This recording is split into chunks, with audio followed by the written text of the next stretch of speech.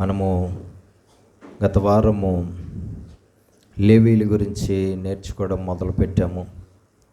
పరిశుద్ధ గ్రంథంలో, పాత నిబంధన గ్రంథంలో ఇశ్రాయేలీల చరిత్రను మనము చూస్తున్నప్పుడు ఇశ్రాయేలీల్లో చాలా ప్రధానమైనటువంటి గోత్రముగా లేవీ గోత్రం మనకు కనబడుతున్నది. ఇశ్రాయేలీల్లో చాలా ప్రాముఖ్యమైనటువంటి మనుషులుగా లేవీలు మనకు కనబడుతున్నారు. దేవుడు లేవీలను తన సేవ కొరకు, యాజకత్వం కొరకు, తనకు యాజకులుగా ఉండడం కొరకు, తనకు పరిచారకులుగా ఉండడం కొరకు దేవుడు లేవీలను ఏర్పాటు చేసుకున్నాడు. యాకోబుకు పుట్టిన 12 మంది కుమారుల్లో లేవీ ఒకడు. లేవీకి 3 కొడుకులు పుట్టారు. వాళ్ళ పేర్లు ఒకసారి చదవండి. గెర్షోను, కహాతు, మెరారి. లేవీకి 3 కొడుకులు. ఈ 3 కొడుకుల్లో నుంచి వచ్చిన సంతానము అందరూ కూడా ఏమయ్యారు? లేవీయులయ్యారు. ఈ 3 కొడుకుల్లో నుంచి వచ్చినటువంటి సంతానములో పురుషులు ఎవరైతే ఉన్నారో ఆ పురుషులు ఏమయ్యారండి? లేవీయులయ్యారు. ఆ పురుషుల్లో కూడా అందరూ లేవీయులు కాదు, కానీ ఒక వయసు దేవుడు వారికి చెప్పాడు.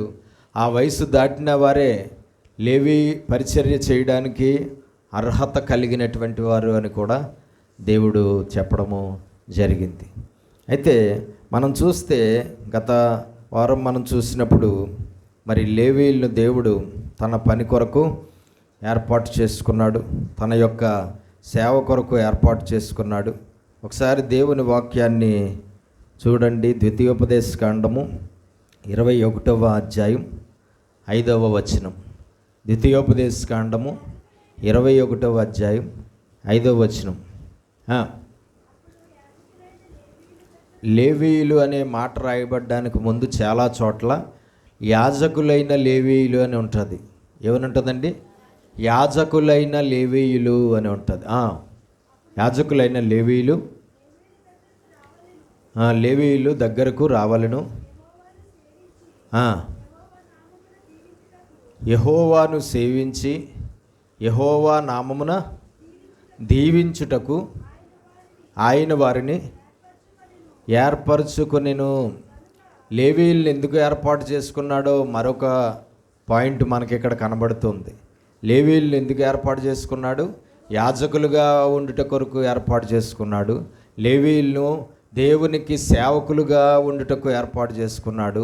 లేవీయులను మందిరము యొక్క సామాగ్రిని అంతటినీ కాపాడే పని కొరకు ఏర్పాటు చేసుకున్నాడు.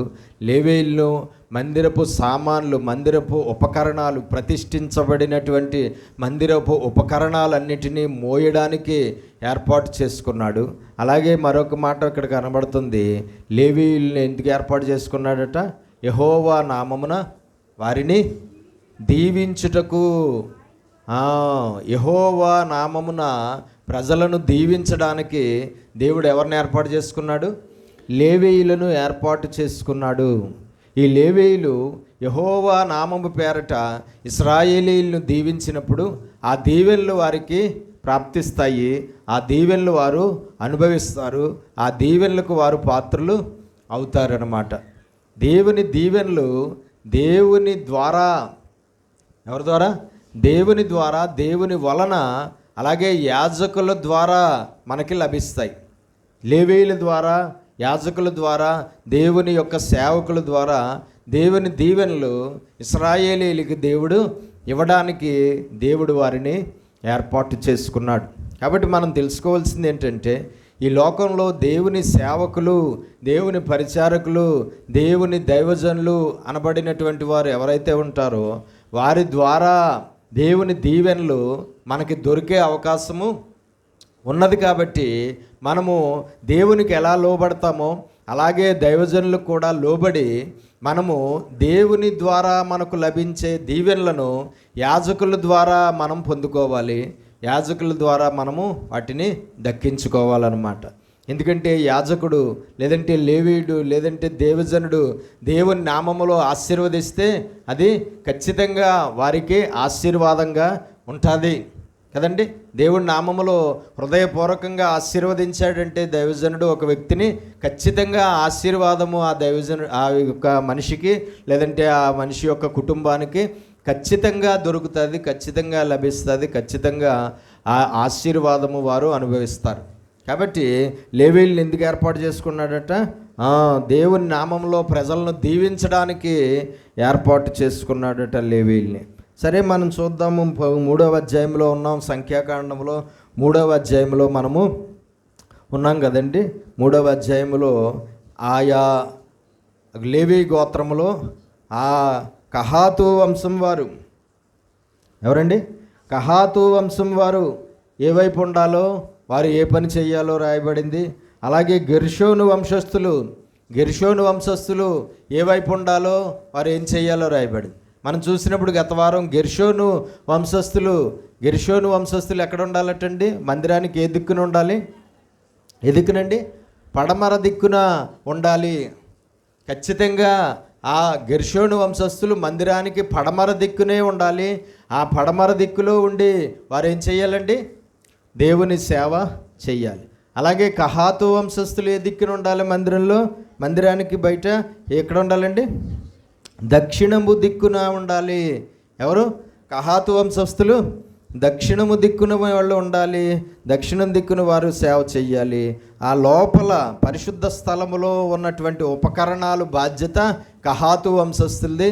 ఆ పరిశుద్ధ స్థలము లోపల ఉన్నటువంటి ఆ యొక్క ఉపకరణాలన్నిటినీ కూడా మోయడము అనే పని ఈ కహాతు వంశస్థులే చెయ్యాలి. ఏం చేయాలి? ఎవరు చేయాలండి? వీళ్ళే చెయ్యాలి. తర్వాత చూద్దాం 33 నుంచి. 3వ వాడు మెరారి వంశం ఏదనగా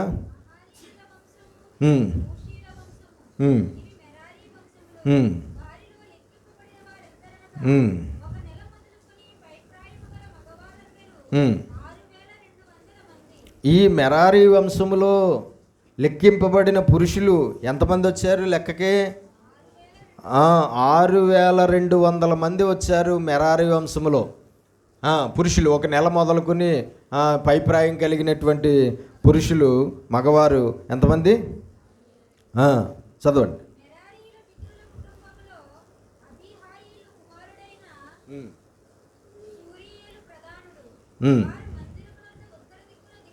చూడండి, వీరే దిక్కున ఉండాలి. మందిరం దగ్గర ఉత్తరము దిక్కున గెర్షోనీయులు, పడమర దిక్కున కహాతీయులు, దక్షిణం దిక్కున వీళ్ళు మెరారి వంశస్థులు ఎక్కడ?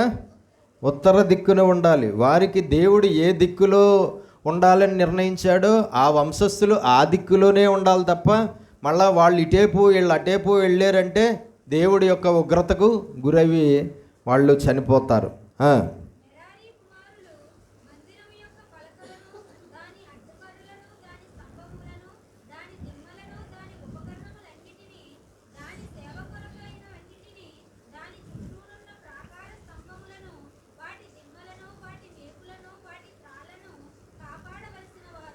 వీళ్ళకు ఏ ఉపకరణాలు బాధ్యత అప్పగించాడు? ఈ మెరారి వంశస్థులకి ఏ ఉపకరణాలు అప్పగించాడు? మందిరం యొక్క పలకలను, దాని అడ్డకర్రలు, ఈ యొక్క ఉపకరణాలన్నిటినీ కూడా మోతకర్రలతో మోస్తూ ఉంటారు. ఆ మోతకర్రలు, అడ్డకర్రలు, దాని స్తంభములు, ఎదర 2 స్తంభాలు ఉంటాయి. ఆ 2 స్తంభములను, దాని దిమ్మలను, దాని ఉపకరణములన్నిటినీ,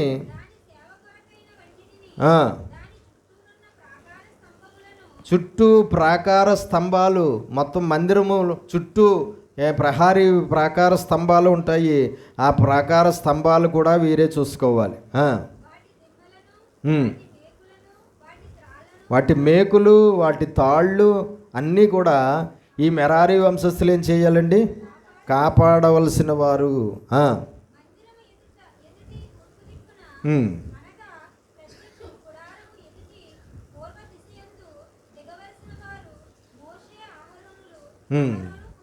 తూర్పు వైపు ఎవరు ఉండాలటండి? తూర్పు వైపు ఎవరు ఉండాలి? మోషే, అహరోను కుమారులు ఉండాలి. తూర్పు వైపున మందిరానికి ఎంట్రన్స్ దిక్కున ఎవరు ఉండాలి? మోషే, అహరోను కొడుకులు. అలాగే మందిరానికి పడమర వైపు గెర్షోను వంశస్థులు, మందిరానికి దక్షిణ వైపు కహాతు వంశస్థులు, మందిరానికి ఉత్తరం వైపు మెరారి వంశస్థులు. ఈ విధంగా ఈ వంశాలు వారందరూ కూడా వారి వారి దిక్కులు ఏ అయితే దేవుడు నిర్ణయించాడో వారి దిక్కులలో వారు మందిరం చుట్టూ, మందిరం దగ్గర ఉండి వారి సేవ చెయ్యాలి. మందిరం భూమి మీద ఉన్నంతకాలం, అంటే మందిరం వాళ్ళ ప్రయాణ కాలంలో కింద ఎక్కడైతే వేశారో మేఘం ఎప్పుడైతే దిగి వచ్చినప్పుడు ఆ మందిరాన్ని ఎక్కడ దిగి వచ్చిందో అక్కడే మందిరాన్ని వేసేయాలన్నమాట. ప్రత్యక్ష గుడారాన్ని వాళ్ళు వేయాలి. ఆ విధంగా ఆ మేఘం కింద ఉన్నంతకాలం మందిరాన్ని అక్కడ వేసినంతకాలం, మందిరాన్ని అక్కడ వేసి దేవుడిని ఆరాధించినంతకాలం, అది ఎన్ని రోజులైనా ఎన్ని సంవత్సరాలైనా ఈ దిక్కులోనే ఈ యొక్క లేవీయులు నివసించాలి. ఈ దిక్కుల్లోనే ఈ యొక్క లేవీయులు ఉండి సేవ చెయ్యాలి.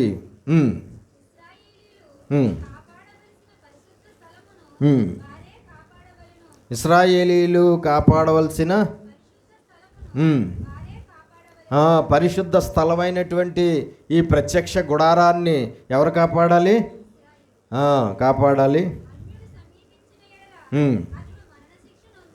ఒకవేళ అన్యుడు ఎవడైనా సమీపించాడంటే, ఈ ఉపకరణాలను ఎవడైనా ముట్టుకున్నాడంటే, ఈ దిక్కుల్లో ఎవడైనా మానవుడు ఎవడైనా ఇశ్రాయేలు 11 మిగతా 11 గోత్రాల్లో ఏ ఒక్కడైనా ఆ పక్కకు వచ్చినా, లేదంటే ఇశ్రాయేలీలు కాని అన్యులు ఎవరైనా సరే ఆ పక్కకు వచ్చినా, లేదంటే ఈ ఉపకరణాలను వేటినైనా ముట్టుకున్నా తాకినా వాళ్ళు ఏమవ్వాలి?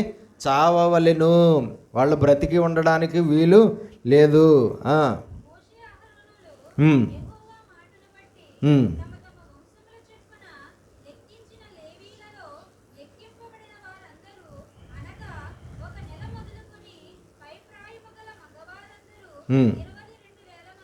ముగ్గురు సంతానంలోనూ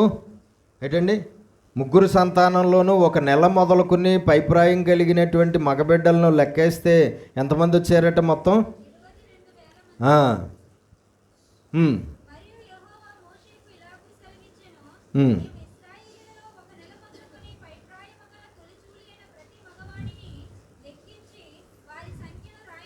చూడండి, ఇందాక జరిగిన లెక్క కేవలం లేవీ గోత్రంలో కేవలము లేవీ కొడుకులైనటువంటి 3 వంశముల్లోనూ మగపిల్లలు, ఒక నెల దాటినటువంటి మగపిల్లలు. ఇప్పుడు ఎవరు? మిగతా 11 గోత్రాల ప్రజల్లోనూ ఒక నెల మొదలుకొని పైప్రాయం కలిగిన వారిని లెక్క పెట్టమంటున్నాడు.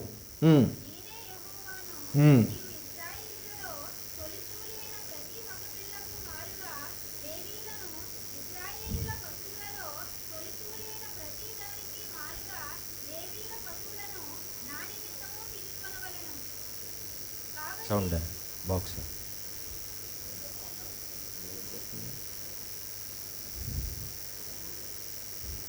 చదువు.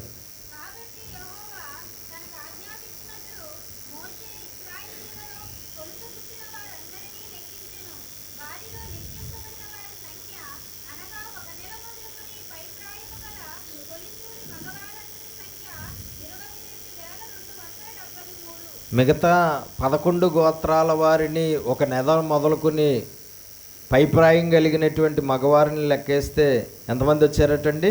మిగతా గోత్రాల్లో 22,000 మంది. దేవునికి స్తోత్రం కలుగునుగాక. హల్లెలూయా. కాబట్టి మనం తెలుసుకోవాల్సినటువంటి విషయం ఏంటంటే, ఈ లెక్క మనము చూస్తున్నాము. ఈ లెక్క ప్రకారంగా ఓన్లీ ఇందులో కౌంట్లోకి వచ్చిన వారు ఎవరు కనబడుతున్నారు మనకి? కేవలం మగవారు కనబడుతున్నారు. పరిచర్య అప్పుడైతే దేవుడిచ్చిన ధర్మశాస్త్రంలో మందిరము యొక్క పరిచర్య చేయడానికి కేవలము ఎవరు నియమించబడ్డారు? పురుషులు మాత్రమే నియమించబడ్డారు. అది కూడా లేవీ గోత్రం వారు మాత్రమే నియమించబడ్డారు. ఆ లేవీ గోత్రంలో ఆడవారు కూడా నియమించబడలేదు. ఆడవారు ఏ ఉపకరణాలని ముట్టుకోవడానికి వీల్లేదు. ఆడవారు ఏ పరిచర్య, మందిరానికి సంబంధించిన పరిచర్య ఏది కూడా ఆడవారు చేయడానికి వీలు లేదు. కేవలము ఆ పని అప్పుడులో ఎవరికి ఇచ్చాడు? మగవారికి మాత్రమే ఇచ్చాడు. ఇక్కడ మనం చూస్తుంటే 41వ వచనంలో, నీవు ఇశ్రాయేలీల్లో తొలిచూలి అయిన ప్రతి మగపిల్లకు మారుగా లేవీయులను ఇశ్రాయేలీల పశువులలో తొలిచూలు అయిన ప్రతి దానికి మారుగా లేవీయుల పశువులను నా నిమిత్తము తీసుకొనవలెను. దేవునికి మహిమ కలుగునుగాక. హల్లెలూయా. ఎవరికి బదులుగా అటండి? ఇశ్రాయేలీల్లో ప్రతి కుటుంబములోని తొలి బిడ్డ, ప్రతి కుటుంబంలోనూ తొలి బిడ్డ ఎవరిదట? దేవుడిది. అది ఎప్పుడు సెలెక్ట్ చేసుకున్నాడు? ఆ తొలి బిడ్డనే మనం చదువుకున్నాం గత వారం. ఎప్పుడు సెలెక్ట్ చేసుకున్నాడు? ప్రతి కుటుంబంలోనూ, ఇశ్రాయేలీలు ప్రతి కుటుంబంలోనూ మొదట పుట్టిన మగ సంతానము ఎవరిది? దేవుడిది. అది ఎప్పుడు సెలెక్ట్ చేసుకున్నాడు ఆయన? ఐగుప్తు దేశంలో 10వ తెగులు అమలవునప్పుడు దేవుడు సెలెక్ట్ చేసుకున్నాడు. ఐగుప్తీయుల మీదకి 10వ తెగులు పంపించాడు. ఏంటి ఆ 10వ తెగులు? ప్రథమ సంతానము. ఏంటండి? ప్రతి కుటుంబంలోనూ ప్రథమ సంతానమైనటువంటి వాడు ఏమైపోవాలి? చనిపోవాలి. ఎప్పుడైతే ఐగుప్తీయులలో ప్రథమ సంతానమైనటువంటి ప్రతి ఒక్కరిని దేవుడు హతమార్చాడో అదే టైంలో దేవుడు సెలెక్ట్ చేసుకున్నాడట. ఇశ్రాయేలీలలో ప్రతి కుటుంబంలోనూ ప్రథమ సంతానము చనిపోకూడదు. ఆ ప్రథమ సంతానము ఎవరు? నావారు. ఆ ప్రథమ సంతానము నా సొత్తు. ఆ ప్రథమ సంతానాన్ని నాకు ఇచ్చేయాలి అని దేవుడు ఆజ్ఞాపించాడు ధర్మశాస్త్రంలో. ఎవరికి? ఇశ్రాయేలీలకు. ఇప్పుడు ఆ ప్రథమ సంతానానికి మారుగా ఇశ్రాయేలీల కుటుంబాల్లో ప్రతి కుటుంబంలోనూ ప్రధాన పురుషుడు, ప్రథమ సంతానమైనటువంటి పురుషుడికి మారుగా దేవుడు ఎవరిని తీసుకున్నాడు? లేవీయులను తీసుకున్నాడు. ఎవరిని తీసుకున్నాడండి? లేవీయులను ఏర్పాటు చేసుకున్నాడట. ప్రతి మగపిల్లకు మారుగా లేవీయులను ఏర్పాటు చేసుకున్నాడు. అలాగే ఇశ్రాయేలీల పశువులలో తొలిచూలి అయిన ప్రతి దానికి మారుగా లేవీయుల పశువులను, ఎవరి పశువులు? లేవీయులకు ఉన్న పశువులను దేవుడు నా నిమిత్తము తీసుకొనవలెను.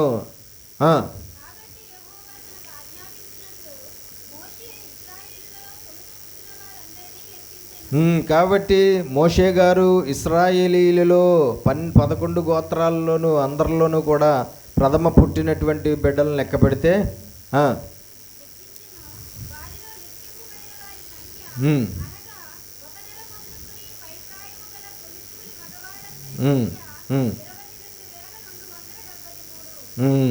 ఎంతమంది వచ్చారండి? 22,273 మంది. ఇక్కడ ఎంతమంది వచ్చారు? లేవీయుల్లో 3 సంతానంలో ప్రథమ సంతానాన్ని లెక్కెడితే ఎంతమంది వచ్చారు? 22,000 మంది. ఎంతమంది వచ్చారండి? 22,000 మంది. ఎవరిళ్ళు? లేవీయులు. ఇక్కడ ఎంతమంది? 22,273. వీళ్ళెవరు? మిగతా గోత్రాలలో ప్రతి కుటుంబంలోనూ ప్రథమ సంతానముగా ఉన్నటువంటి బిడ్డలు. వీళ్ళు ఒకటేనా? ఆ 22,000 మంది, 22,273 మంది ఒకటేనా? ఒకటి కాదు. కేవలము లెక్కెట్టాడు 22,273 మంది కావాలి. 22,273 మందికి బదులుగా ఎంతమంది వచ్చారు? లేవీయులు 22,000 మంది వచ్చారు. ఇంకా 2,273 మంది ఇంకా దేవుడికి కావాలి. దేవునికి స్తోత్రం. అంటే వాళ్లకు బదులుగా వీళ్ళను దేవుడు ఏర్పాటు చేసుకున్నాడు. ప్రతి మగ సంతానము నాది, ప్రతి మగ సంతానం నాకు సమర్పించవలను, ప్రతి మగ సంతానాన్ని నాకు ఇచ్చేయాలి అని దేవుడు చెప్పాడు. ఇప్పుడు ప్రతి కుటుంబంలోనూ మగ సంతానాన్ని దేవుడికి ఇచ్చేయవలసిన అవసరం లేదు. కానీ ఎవరు వారికి బదులుగా దేవుడు తీసుకున్నాడు? ఎవరు తీసుకున్నాడు? లేవీయుల్ని తీసుకున్నాడు. ఇప్పుడు ఆ మిగతా కుటుంబాల్లో ప్రథమ సంతానాన్ని ఏం చేయాలి? దేవుడికి ఇచ్చేయవలసిన అవసరం లేదు. ఎందుకంటే ఆల్రెడీ వాళ్ళకు బదులుగా లేవీయులు ఇవ్వబడ్డారు. కాబట్టి ఏం చేయాలి? మళ్ళా యాజకుడి దగ్గరికి వచ్చి ఆ ప్రథమ సంతానంగా పుట్టిన మగబిడ్డను ఏం చేయాలి? దేవుడికి వెల ఇచ్చి మళ్ళా తిరిగి తీసుకోవాలి. ఆ బిడ్డకు బదులుగా ఏం చేయాలండి? దేవుడికి వెల ఇచ్చి మళ్ళా తీసుకోవాలి. ఇప్పుడు కూడా ఈ పద్ధతి కొంతమంది క్రైస్తవులు పాటిస్తూ ఉంటారు. ఇప్పుడు కూడా ఏం చేస్తారంటే, నిజానికి ఇది ఇప్పుడు సంఘానికి దేవుడిచ్చిన కట్టడ కాదు, ఇప్పుడు సంఘానికి దేవుడిచ్చిన నియమము కాదు. అయితే అప్పుడు దేవుడు వారికి ఇచ్చినటువంటి నియమం. అయితే వారు ఏం చేయాలి? ఆ మగబిడ్డని దేవుని సన్నిధి తీసుకొచ్చి ఆ మగబిడ్డని యాజకుడి చేతిలో పెట్టి ఆ మగబిడ్డకు బదులుగా దేవుడికి వెల చెల్లించి, కానుక చెల్లించి, ఎంతో కొంత, లేదంటే ఏదో పశువునో, లేదంటే వాళ్ళ ఓపిక తగ్గట్టుగా దాన్ని చెల్లించి మళ్ళీ ఆ మగబిడ్డను ఏం చేసుకోవాలండి? విడిపించుకోవాలి. అది కేవలం ఇశ్రాయేలీలు ప్రతి కుటుంబంలోనూ మొదట పుట్టిన మగబిడ్డకే. ఎవరికండి? మొదట పుట్టిన మగబిడ్డకు మాత్రమే ఆ నియమం. మళ్ళీ మొదట ఆడబిడ్డ పుడితే ఆ ఆడబిడ్డకు లేదు ఆ నియమం. మొదట ఆడపిల్ల పుడితే ఆడపిల్లకి లేదు ఆ నియమము. కేవలము ప్రతి కుటుంబంలోనూ మొదటగా పుట్టిన మగబిడ్డకి మాత్రమే ఆ నియమం. అది ఇశ్రాయేలీలకి పాత నిబంధనలో ఇచ్చిన నియమమే తప్ప నిజానికి ఇప్పుడు సంఘానికి దేవుడు ఆ నియమాన్ని ఇవ్వలేదు. ఇప్పుడు ఆ విధంగా మనకు పుట్టిన ప్రథమ సంతానాన్ని దేవుడికి ఇచ్చేయడం కానీ, లేదంటే మనకు పుట్టిన ప్రథమ సంతానాన్ని దేవుని సన్నిధిలో మనము మళ్ళా వెల ఇచ్చి విడిపించుకోవడం కానీ, ఈ పనులు మనం ఇప్పుడు చేయవలసిన అవసరం లేదు. ఒకవేళ నీకు బిడ్డనిస్తే ఆ బిడ్డకు బదులుగా కృతజ్ఞతగా దేవుడికి అర్పించవచ్చు, కానీ ఆ బిడ్డని విడిపించుకోవడం, ఆ బిడ్డని మళ్ళా ఇచ్చేసుకోవడం అని అంటూ ఉంటారు. అది నిజానికి ఇప్పుడైతే అవసరం లేదు. కానీ కొంతమంది అదొక ఇదిగా వాళ్ళు చేస్తూ ఉంటారు. ఏదేమైనా వారి యొక్క హృదయంలో వారికి కలిగిన ప్రేరేపణ వాళ్ళు నెరవేర్చడము వారికి ఆశీర్వాదమే తప్ప ఏమాత్రము కూడా ఇదైనటువంటిది కాదు. సరే, ఇప్పుడు వాళ్ళకు బదులుగా ఈ లేవీయులు ఇవ్వబడ్డారు. చదవండి.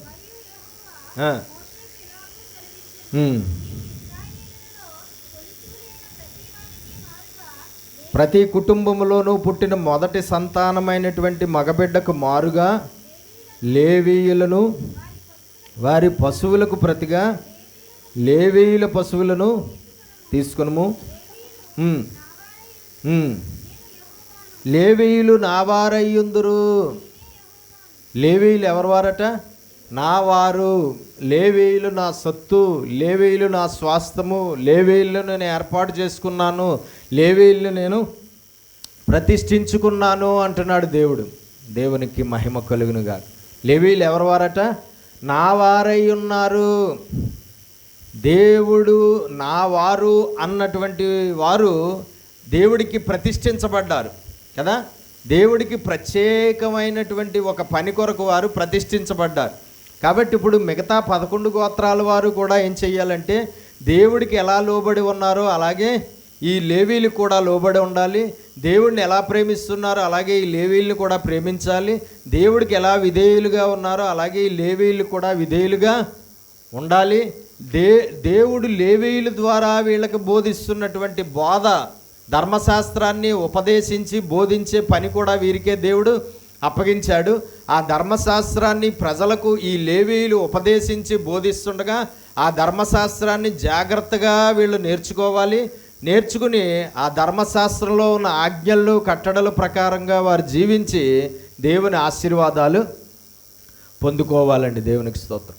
ఒకవేళ ఇశ్రాయేలీల ప్రజల్లో మిగతా 11 గోత్రాల ప్రజలు ఈ లేవీయుల మీద తిరగబడినా, ఈ లేవీయులకు అవిధేయులుగా ఉన్నా, ఈ లేవీయులకు వ్యతిరేకులుగా ఉన్నా, ఈ లేవీయులు మాట వినకపోయినా, ఈ లేవీయులకు లోబడకపోయినా, ఈ లేవీయులు చెప్పిన ధర్మశాస్త్ర వాక్య ప్రకారంగా జీవించకపోయినా, దేవుడు కోపము ఆ ప్రజల మీదకి దిగిరావడం, దేవుని యొక్క శిక్ష ఆ ప్రజలు అనుభవించడం అనేది జరుగుతుంది. దేవునికి మహిమ కలుగునుగాక. కాబట్టి ఈ లేవీయుల్లో ఒక సంతానము కహాతు వంశములో అహరోను సంతానము యాజకులు. ఈ యాజకులుగా ఉన్నటువంటి వారు, ఈ లేవీయులుగా పరిచారకులుగా ఉన్నటువంటి వారు, వీరు దైవజనులు, వీరు దేవుని అభిషేకాలు కలిగిన వారు, వీరు దేవునికి ప్రతిష్ఠించబడిన వారు, వీరు దేవుని వలన పరిశుద్ధపరచబడిన వారు, దేవుని పని కొరకు ఏర్పాటు చేయబడిన వారు. మిగతా ప్రజల మీద వీరిని నాయకులుగా వీరిని దేవుడు నియమించడం అనేది జరిగింది. కాబట్టి మిగతా ప్రజలందరూ ఒకెత్తు, ఈ లేవీయులు ఒకెత్తు. ఎవరికే? దేవుడికి. దేవునికి స్తోత్రం కలుగునుగాక. హల్లెలూయా. చెప్పండి, చదవండి. లేవీయులు నావారయ్యుందురు, నేనే యెహోవాను.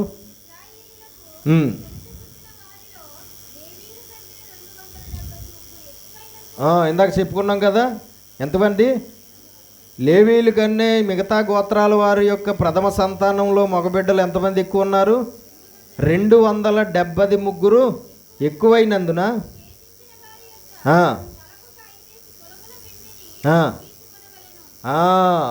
273 దగ్గర ఏం తీసుకోవాలట?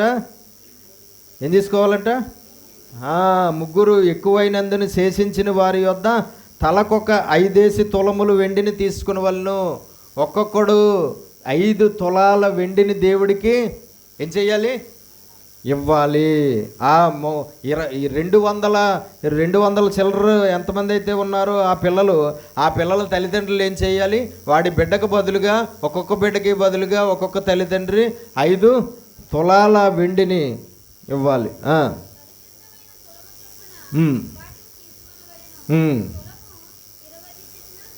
చిన్నములు.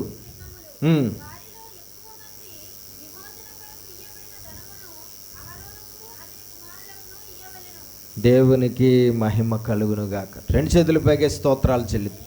హల్లెలూయా, హల్లెలూయా, హల్లెలూయా. కాబట్టి ఈ లేవీయులు ఎవరైతే ఉన్నారో వీరు దేవుని యొక్క సేవలో గొప్పగా ఆయా పనులు, వారికి నియమించిన పనులు చెయ్యాలి.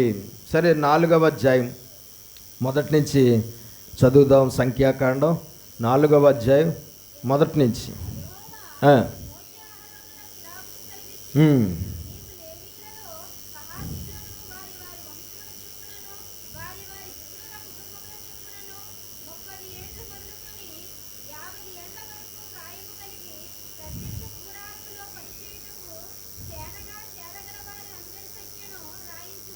దేవునికి స్తోత్రం. చూడండి, ఇక్కడ మళ్ళా ఒక కౌంటింగ్ కనబడుతూ ఉన్నది. ఇది ఎవరిని కౌంట్ చేయాలి? లేవీయులలో అహరోనుకు మోషేనుకు ఆజ్ఞాపిస్తున్నాడు. మీరిద్దరూ కలిసి లేవీయులలో కహాతు వంశములో, ఎవరండి?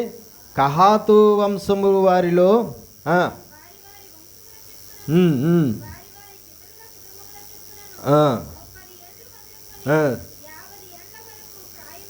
చూడండి, వయసు లిమిట్ ఎంత? 30 సంవత్సరాల నుంచి 50 సంవత్సరాల వయసు కలిగినటువంటి పురుషులు. ఏంటి? 30 నుంచి 50 సంవత్సరాల వయసు కలిగిన పురుషులు. 30 ఏండ్లు మొదలుకొని 50 ఏండ్ల వరకు ప్రాయము కలిగి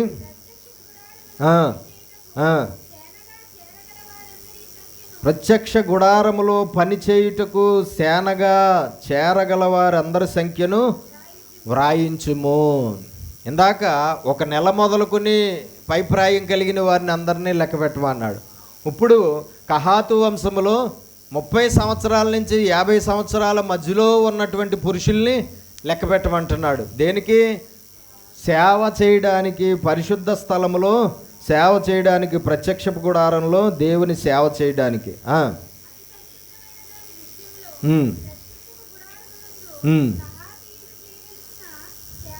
అతి పరిశుద్ధ స్థలములో సేవ.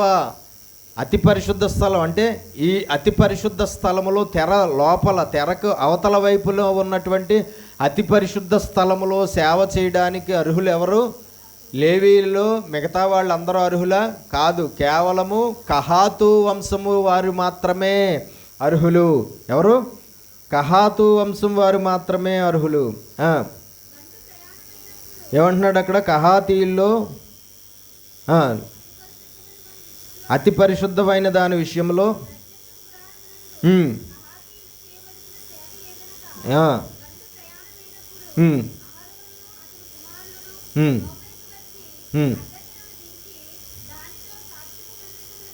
చూడండి, జాగ్రత్తగా చూడండి. వాళ్ళు లోపలికి వచ్చి ఏం చేయాలట? అహరోను అతని కుమారులు లోపలికి రావాలి. వచ్చి అడ్డతెర, పరిశుద్ధ స్థలానికి అతి పరిశుద్ధ స్థలాన్ని, ఈ 2 ప్లేసుల్ని వేరు చేస్తూ మధ్యలో ఉన్నటువంటి ఆ అడ్డు తెరను ఏం చేయాలటండి? పైనుంచి దించి దానితో ఆ తెరను, ఆ లోపల మందసం ఉంది, అతి పరిశుద్ధ స్థలంలో మందసం, ఆ మందసం మీద ఆ తెరను కప్పి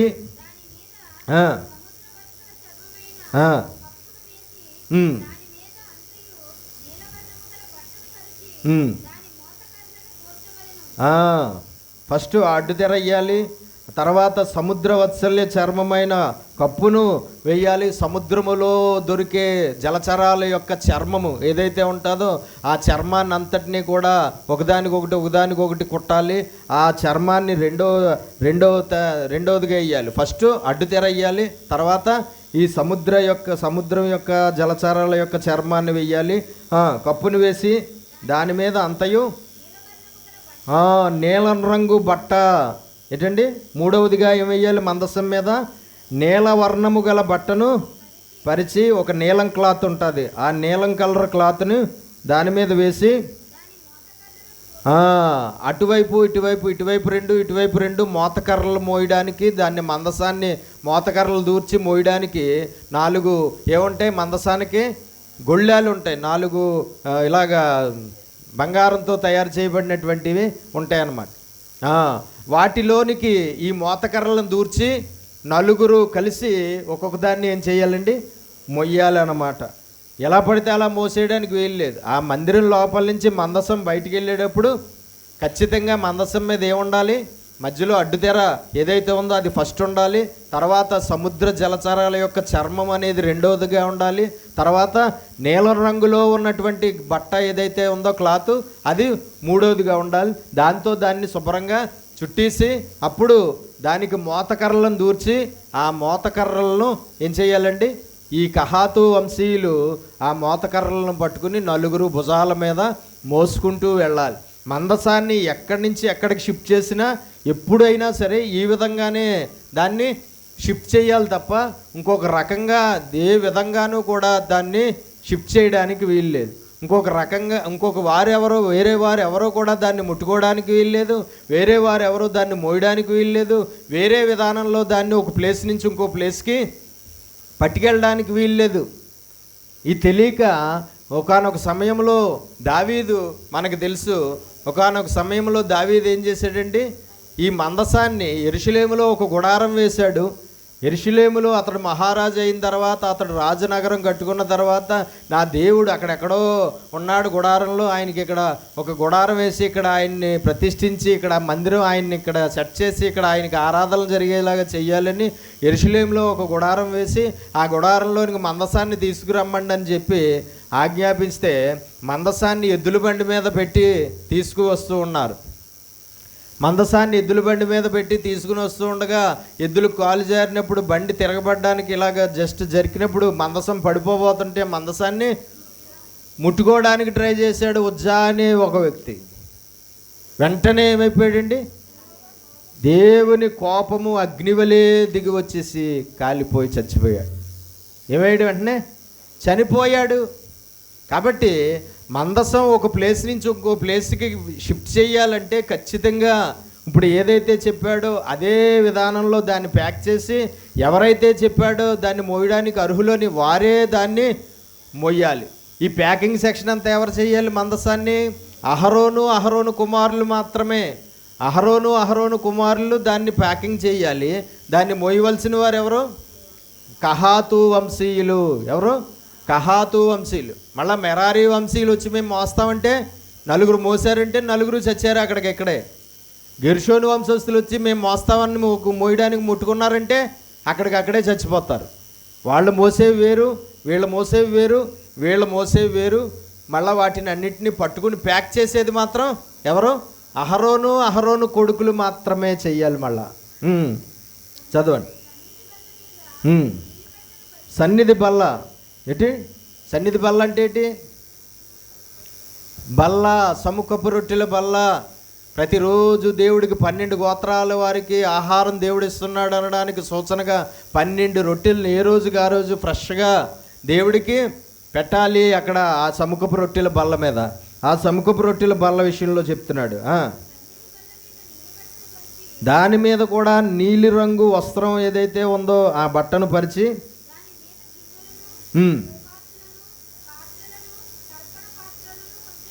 ఉంచవలెను.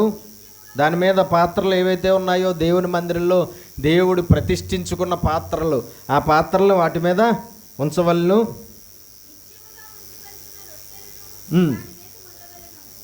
ప్రతిరోజు దేవుడికి 12 రొట్టెలు ఫ్రెష్గా తయారు చేసి నైవేద్యంగా పెట్టాలి. ఎవరికి? దేవుని సన్నిధిలో పెట్టాలి.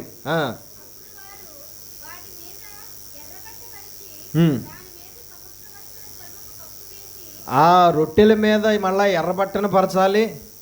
ఆ ఎర్రబట్ట మీద మళ్ళా సముద్ర జలచరాల యొక్క చర్మాన్ని పరచాలి. అప్పుడు మోతకర్రలు దూర్చి అప్పుడు దాన్ని మొయ్యాలండి. ఎలా పడితే అలాగా వాటిని మళ్ళీ షిఫ్ట్ చేయడానికి వీల్లేదు. వాటిని ఎలా ప్యాక్ చేయమన్నాడో ట్రాన్స్పోర్ట్ సమయంలో, ప్రయాణ సమయంలో వాటిని ఏ విధంగా ప్యాక్ చేసి ఏ విధంగా మోసేయాలో దేవుడు చెప్పాడు. ఆ విధంగానే ఆ ఉపకరణాలను ప్యాక్ చేయాలి. ఆ విధంగానే వాటి మోతకర్రలను మోయవలసిన వారు ఎవరైతే ఉన్నారో, నియమించబడ్డారో వాళ్ళే మోసుకుని వెళ్ళాలి భుజాల మీద. ఎంత దూరం అయినా సరే ఆ మోతకర్రలతో భుజాల మీద నలుగురు, ఒక్కొక్క ఉపకరణాన్ని నలుగురు మోసుకుని వెళ్ళాలన్నమాట.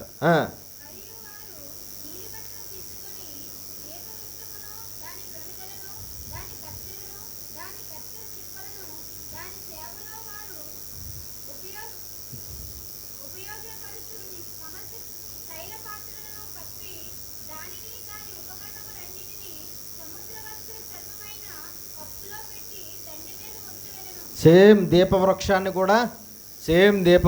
కూడా అలాగే ఏ కలర్ గుడ్డలు, ఏ సముద్ర చర్మం ఏదైతే ఉందో వాటితో ప్యాక్ చేసి సేమ్ అలాగే మోతకర్రలు దూర్చి వాటిని మోసుకుని వెళ్ళాలి. దీపవృక్షాన్ని కూడా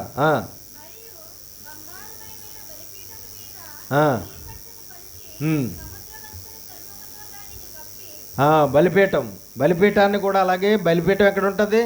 మందిరానికి బయట ఉంటుంది. ఆ బలిపీఠాన్ని కూడా అలాగే సేమ్ ప్యాక్ చేసి మోసుకుని వెళ్ళాలి.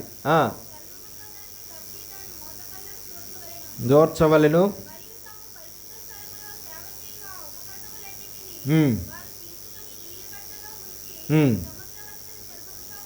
చెప్పి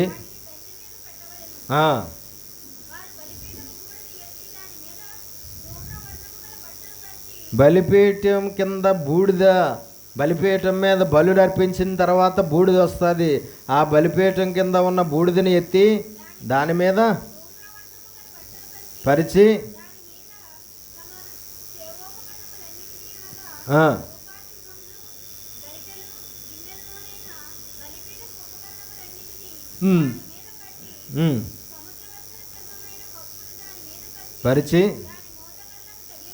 దానికి మోతకర్రలను తగిలించి మోయాలి. దేన్ని? బలిపీఠం విషయంలో కూడా ఎలాగైతే చెప్పాడో ప్యాకింగ్, అలాగే ఆ ప్యాకింగ్ చేయాలి. బలిపీఠం బూడిద ఎలా ప్యాకింగ్ చేయాలో చెప్పాడు. బలిపీఠం దగ్గర మందిరం లోపల ఉపయోగించే చిన్న పాత్రలు కూడా ఎలా ప్యాకింగ్ చేయాలో చెప్పాడు. ఆ విధంగా వాటిని ప్యాకింగ్ చేసి ఎవరైతే మొయ్యాలో వారే మోసుకుంటూ వెళ్ళాలి. అలాగా మేఘం పైకి వెళ్ళిపోయిన తర్వాత మళ్ళీ ఈ విధంగా ప్యాక్ చేసేయాలన్నీ ఎవరికి వాళ్ళు భుజాలను ఎత్తేసుకోవాలి, మోసుకుంటూ వెళ్ళిపోవాలి. మళ్ళీ ఎంత దూరం వెళ్ళిన తర్వాత మేఘం కిందకి దిగి వచ్చిందనుకో, దేవుడు కిందకి దిగి వచ్చినట్టు అనమాట. అంటే వెంటనే ఎక్కడైతే మేఘం కిందకి దిగి వచ్చిందో అక్కడే మళ్ళీ ప్రత్యక్ష గుడారాన్ని మళ్ళీ దేవుడి ప్లాన్ ప్రకారంగా వీళ్ళందరూ మళ్ళీ ప్రత్యక్ష గుడారాన్ని వేసేయాలి. ఆ మేఘం కింద ఆ ప్రత్యక్ష గుడారం మీద ఎంతకాలం అయితే ఉంటుందో అంతకాలం ఆ ప్రత్యక్ష గుడారం అక్కడే ఉండాలి. అంతకాలం వీళ్ళ ప్రయాణం సాగడానికి వీల్లేదు. అంతకాలం ఈ లేవీలు అక్కడ సేవ చెయ్యాలి. అంతకాలం మిగతా ప్రజలు తీసుకొచ్చిన బలులు ఆ బలిపీఠం మీద అర్పించాలి.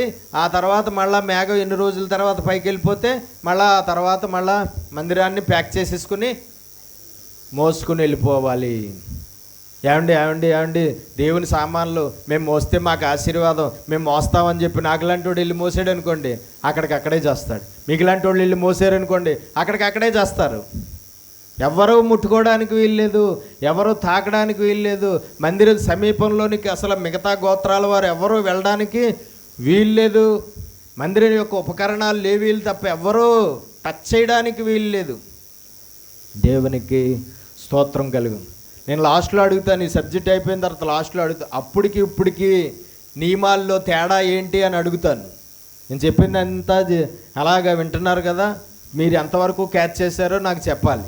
అప్పటికి ఇప్పటికి నియమాలు ఎలాగున్నాయి, అప్పటికి లేవీలు స్థానంలో ఇప్పుడు ఎవరున్నారు, అప్పుడు వాళ్ళు చేసిన పరిచర్య ఇప్పుడు ఎవరు చేస్తున్నారు, అప్పుడు వాటిని ఆ ఉపకరణాల విషయంలో ఆ విధంగా ఉంది, ఇప్పుడు ఉపకరణాల విషయంలో ఎలా ఉంది, అప్పటికి ఇప్పటికి తేడా ఏంటి అని నేను లాస్ట్లో అడుగుతాను, మీరు చెప్పాలి. కాబట్టి జాగ్రత్తగా ఇప్పుడే ఈ పాయింట్లు నేర్చుకుంటున్నప్పుడే అప్పటికి ఇప్పటికి తేడా అంతా మీరు పట్టుకోవాలి. ఏంటండి తేడా అంతా మీరు పట్టుకోవాలి. బలిపీఠం విషయంలో నియమం అదే. ఈ సామాన్లన్నీ ప్యాకింగ్ ఎవరు చెయ్యాలి? ప్యాకింగ్ ఎవరు చెయ్యాలి? అహరోను వంశస్థులు మాత్రమే వీటిని ప్యాకింగ్ చెయ్యాలి. ప్యాకింగ్ చేసిన వాటిని అన్నింటినీ ఎవరు మొయ్యాలి? కహాతీయులు. లేవీయుల్లో కహాతీయులు మాత్రమే. ఇప్పుడు మనం చెప్పుకున్న వాటిని మళ్ళీ ఈ లోపల అన్నమాట ఇవన్నీ. ఆ తర్వాత బయటి అన్ని వచ్చేటప్పటికి మళ్ళా వేరే వంశం వారు, లేవీయుల్లో వేరే వంశం వారు ఉన్నారు.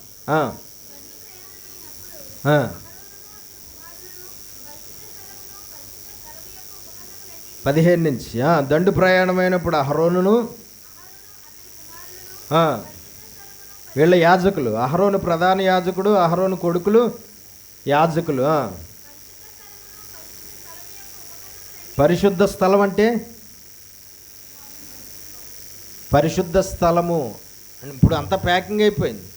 అంటే ప్రత్యక్ష గుడారము. ఏంటండి ప్రత్యక్షపు గుడారము? ప్రత్యక్ష గుడారం యొక్క ఉపకరణములన్నిటినీ తరువాత ఇందాక చెప్పుకున్నాం కదా, ఎవరు ప్యాక్ చేయాలి వీటిని? అహరోను కుమారులు మాత్రమే దేవుడు చెప్పిన విధానంలో వాటిని ప్యాక్ చేయాలి. ప్యాక్ చేసిన తర్వాత ఎవరు మోయాలి? కహాతీయులు వచ్చి మోయాలి. ఆ కర్రలు ఏవైతే ఉన్నాయో ఆ కర్రలు దూర్చి ఆ కర్రలను వారు పట్టుకుని మోయాలి.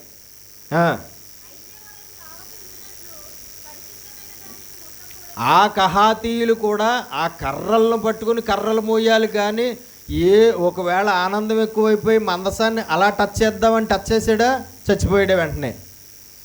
దాన్ని ప్యాక్ చేసేటప్పుడు దాన్ని ముట్టుకోవాలి. మందసమైనా దాన్నైనా సరే ముట్టుకోవాలి. ఆ ఉపకరణాలను డైరెక్ట్గా టచ్ చేయడానికి అర్హులు ఎవరు? అహరోను కొడుకులు మాత్రమే. ప్యాక్ చేసేటప్పుడు వాటిని ముట్టుకోవాలి. ఆ ముట్టుకున్నప్పుడు చావకుండా ఎవరుంటారంటే అహరోను కొడుకులు మాత్రమే చావకుండా ఉంటారు. మళ్ళీ ఈ కహాతీయులు మోయడం మాత్రమే చేయాలి.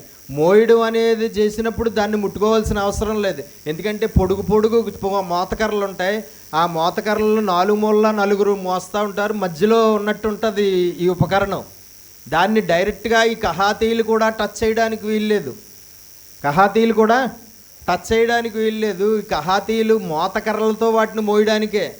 మళ్ళీ మిగతా వంశాలు ఉన్నారు చూసారా, మెరారి గెర్షోను వంశీయులు, వాళ్ళు కనీసం ఈ మోతకర్రలతో వాటిని మోయడానికి కూడా వీల్లేదు.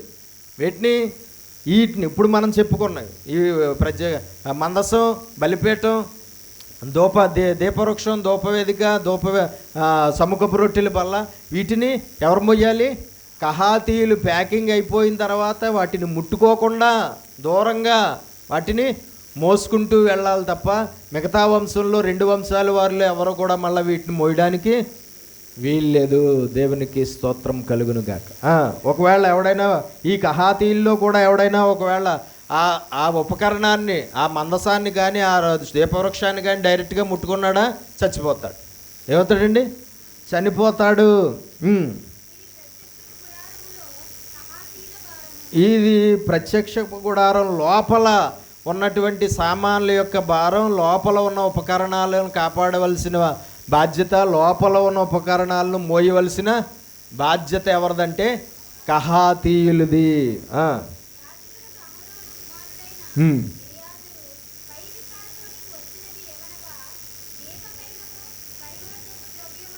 దీపవృక్షంలో దీపాలు వెలిగించడానికి ఉపయోగించే తైలం, ఆ తైలం నూనె అన్నమాట. ధూపవేదిక మీద దేవుడికి ధూపం వేయడానికి దేవుడు చెప్పినటువంటి ధూప ద్రవ్యం, పౌడరు, ధూపం వేసే పౌడరు, నిత్య నైవేద్యం అంటే ప్రతిరోజు దేవుడికి నైవేద్యంగా పెట్టే 12 రొట్టెలు, అభిషేక తైలము ఈ ఉపకరణాలని, ఈ లేవీల్ని, యాజకుల్ని, వీళ్ళందరినీ కూడా ఈ ఉపకరణాలని అభిషేకించే తైలం ఒకటి, అభిషేక తైలాన్ని తయారు చేయమని చెప్పాడు. ఆ తైలము ఇవన్నీ కూడా ఎవరండర్లో ఉండాలి? అహరోను కుమారుడైన ఎలియాజరు అండర్లో ఉండాలి. మందిరం అంతటి పై విచారణ, బయట పనులు, పై విచారణ పరిశుద్ధ స్థలములోనేమి, ఇక్కడ ఉన్న పరిశుద్ధ స్థలంలో దానిలో ఉన్న ఉపకరణాలు,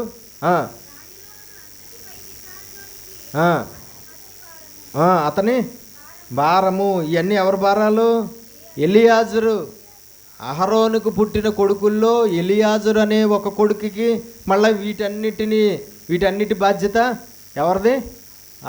ఈ ఎలియాజర్ది. వాటిని తయారు చేయడం, ఆ అభిషేక తైలాన్ని తయారు చేయడం, ఆ ప్రతిష్ఠిత తైలాన్ని తయారు చేయడం, ధూపద్రవ్యాన్ని తయారు చేయడం, ఇవన్నీ ఎవరు చెయ్యాలి? ఎలియాజరు చెయ్యాలి.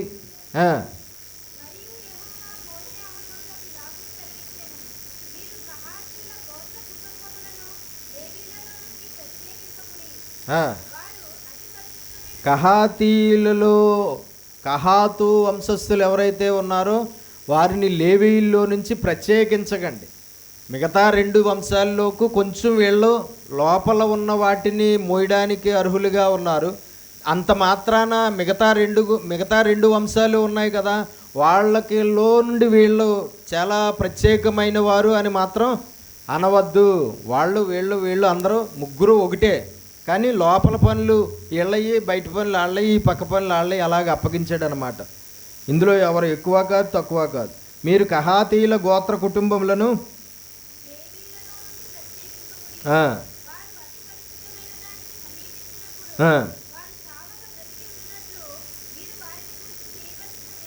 వాళ్ళు లోపలికి వెళ్ళినప్పుడు లోపల వాళ్ళు చచ్చిపోకుండా ఉండాలి అంటే, నిజానికి ఆ కాలంలో ప్రత్యక్ష గుడారం లోపలికి అందరూ వెళ్ళిపోవచ్చా? ప్రత్యక్ష గుడారంలో లోపలికి అందరూ వెళ్ళిపోవచ్చా? ఇప్పుడు మందిరాల్లో ఎవడు పడితాడు, ఎలా పడితే వాళ్ళు అలాగే లోపలికి వెళ్ళిపోయే అవకాశం ఉంది. కానీ అప్పుడు ఉందా? లేదు. ఎవరు వెళ్ళాలి లోపలికి? ప్రధాన యాజకుడు, ఇంకా యాజకులు. ఏంటండి? ఆ తర్వాత వాటిని ప్యాకింగ్ అయిపోయిన తర్వాత మోసుకురావడానికి కహాతు వంశంలో ఉన్నటువంటి వారు మాత్రమే. అయితే వారు అతి పరిశుద్ధమైన దానికి సమీపించినప్పుడు, అంటే ఈ అతి పరిశుద్ధ స్థలానికి లోపలికి వాళ్ళు వచ్చినప్పుడు, వారు చావక బ్రతికి ఉండునట్లు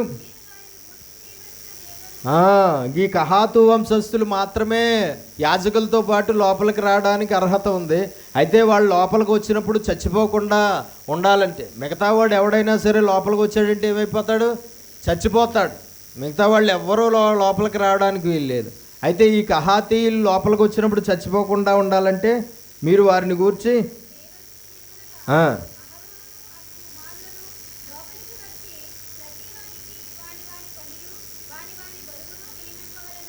అహరోను అతని కొడుకులు లోపలికి వచ్చి ఈ కహాతీయులు లోపలికి వచ్చిన కహాతీయులకు ప్యాక్ చేసి ఎవరెవరు ఏదేది మోయాలో, ఎవరెవరు ఏదేది పట్టుకోవాలో, ఎవరెవరు ఏదేది దేన్ని చూడాలో అన్నీ వారికి చెప్పాలన్నమాట.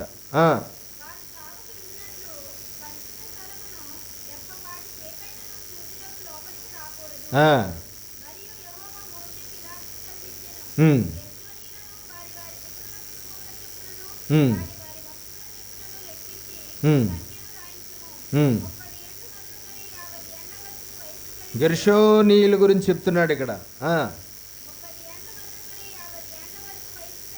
ఈ వంశంలో కూడా సేమ్ 30 సంవత్సరాలు మొదలుకొని 50 సంవత్సరాల వయసు కలిగిన వారిని లెక్క పెట్టమన్నాడు.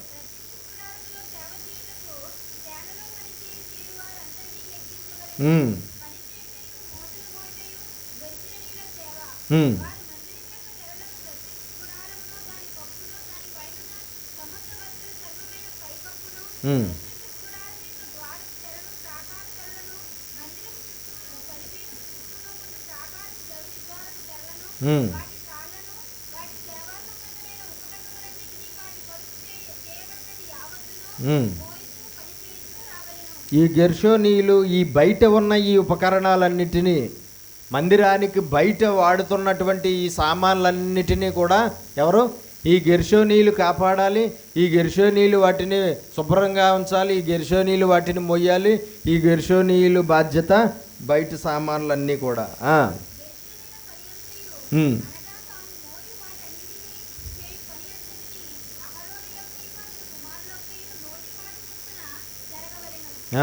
ఎవరి మాట చెప్పినా అహరోను కొడుకులు ఏం చెప్పారో వారి నోటితో ఆ ప్రకారంగానే ఈ లేవీయులు, ఈ 3 వంశాల లేవీయులు కూడా అహరోను కొడుకులు ఏం చెప్తారో అదే వీళ్ళు దేవుని సేవలో, మందిరం యొక్క సేవలో చెయ్యాలి. వాళ్ళకు నచ్చినట్లుగా, వాళ్ళకి ఇష్టం వచ్చినట్లుగా మళ్ళీ ఏది చేయడానికి వీలు లేదు.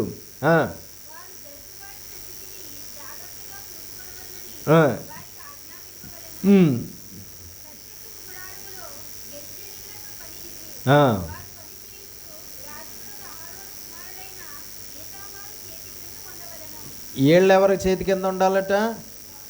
అహరోను కొడుకుల్లో ఇందాక కహాతీయులు ఎవరి చేతి కింద ఉండాలి? ఎలియాజరు చేతి కింద ఉండాలి. ఇప్పుడు ఈతామారు ఇంకో కొడుకైనా ఈతామారు చేతి కింద ఉండాలి. ఎవరు? గెర్షోనీయులు. అంటే వాళ్ళ మీద కూడా లీడర్స్ దేవుడు పెట్టాడు. ఆ లీడర్స్ కూడా ఎవరు? అహరోను కొడుకులు. వీళ్ళు ఏం చెప్తే అదే చెయ్యాలి వీళ్ళు. 3వ వంశం మెరారీయులు.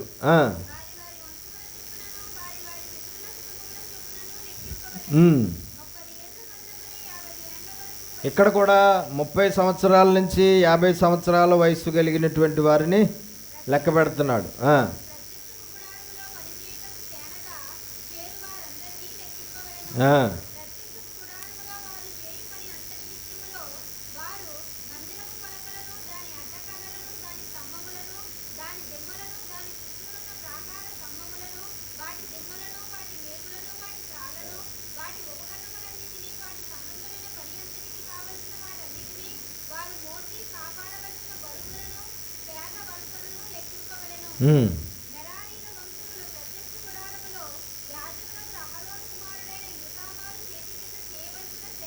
వీళ్ళు కూడా ఎవరి చేతి కింద ఉండాలి? ఈతామారు చేతి కింద ఉండాలి. ఎవరు? వీళ్ళు కూడా ఈతామారు చేతి కింద ఉండాలి. అంటే మెరారీ వంశస్థులు, గెర్షోను వంశస్థులు ఎవరి చేతి కింద ఉంటారు? ఈతామారు చేతి కింద ఉంటారు. ఈతామారు ఏం చెప్తే అలాగే వీళ్ళు చెయ్యాలి. అలాగే ఇంకొక వంశం ఎవరు? కహాతు వంశస్థులు. ఈ కహాతు వంశస్థులు ఎవరి చేతి కింద ఉంటారు? ఎలియాజరు చేతి కింద ఉంటారు. ఎలియాజరు ఏం చెప్తే అది వాళ్ళు చెయ్యాలి. దేవునికి స్తోత్రం కలుగునుగాక. హల్లెలూయా. కాబట్టి లోపల పని అంతా కహాతీయులది, బయట పని అంతా మెరారీయులదిని, గెర్షోనీయులదిని అనమాట. బయట సామాన్ల పని అంతా ఈ రెండు వంశాల వారిది. లోపల సామాన్ల పని అంతా ఎవరిది? కహాతీయులది. వాళ్ళ మీద లీడర్ ఎలియాజరు, వీళ్ళ మీద లీడరు ఈతామారు. వాళ్ళిద్దరూ ఏం చెప్తే అదే వీళ్ళు చెయ్యాలి. ఈ లేవీయులు ఎప్పుడు మొదలెట్టాలి? లేవీయులు పరిచర్య ఎప్పుడు మొదలెట్టాలి? వయసు 30 సంవత్సరాలు మొదలుకొని 50 సంవత్సరాల వయసు వారు. 30 సంవత్సరాలు మొదలుకొని 50 సంవత్సరాల వరకు ఈ లేవీయులు ఈ దేవుని సేవ, మందిరపు సేవ చేయడానికి అర్హులు. అందుకనే మనం యేసుక్రీస్తు ప్రభువు కూడా సేవకు ఎన్నో సంవత్సరాలు వచ్చాడని రాయబడింది. 30వ సంవత్సరంలో ఆయన సేవకు వచ్చాడు. ఎందుకు 30లోనే వచ్చాడంటే లేవీయుల దగ్గర ఉన్న నియమమును బట్టి ఆయన ఒక యాజకుడిగా, ఒక లేవీయుడిగా, ఒక సేవకుడిగా ఆయన దేవుని ధర్మశాస్త్రంలో ఏ వయసు అయితే చెప్పాడో ఆ వయసు నుంచి ఆ సేవ మొదలు పెట్టాడు. అప్పటి వరకు ఏం చేశాడు యేసు? ఏంటండి? వడ్రంగి పని చేశాడు. అప్పటి వరకు ఆయన వడ్రంగి పని చేశాడు. తండ్రి చిన్నతనంలోనే చనిపోతే మిగతా సంతానం ఎంతమంది అయితే ఉన్నారో యేసుక్రీస్తు ప్రభు తర్వాత మరియమ్మకు పుట్టినటువంటి బిడ్డలు ఎవరైతే ఉన్నారో వాళ్ళందరినీ, తల్లి అయిన మరియమ్మని 30 సంవత్సరాల వరకు ఎవరు పోషించారు? యేసే పోషించాడు. ఏ పని చేసి? వడ్రంగి పని చేసి. వడ్రంగి పని ఎందుకు చేశాడు యేసు? యోసేపు, తండ్రి అయిన యోసేపు వడ్రంగి పనివాడు కాబట్టి అదే పని వృత్తి చేతి వృత్తి, అదే వృత్తి కొనసాగింది ఆ కుటుంబంలో.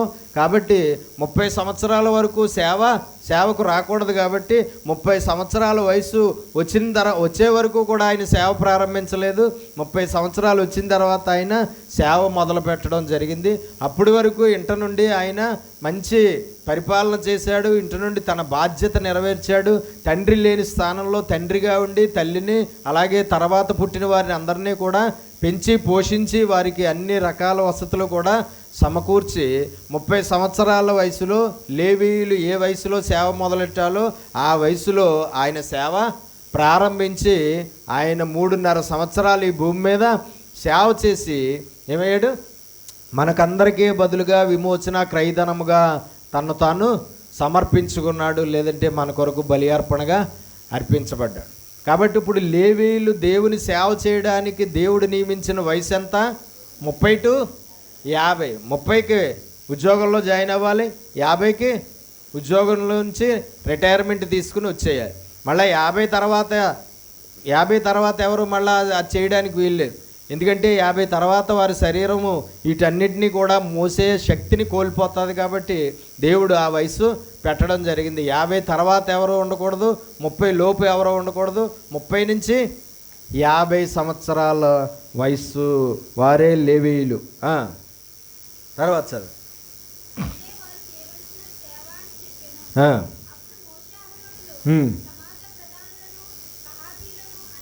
ఇశ్రాయేలీల సమాజం అంతట్లోనూ ప్రధానులుగా ఎవరైతే ఉన్నారో ఆ ప్రధానులను కహాతు వంశస్థులుగా లేవీయులుగా 30 నుంచి 50 మధ్యలో సేవ చేస్తున్న వారు ఎవరైతే ఉన్నారో కహాతీయులను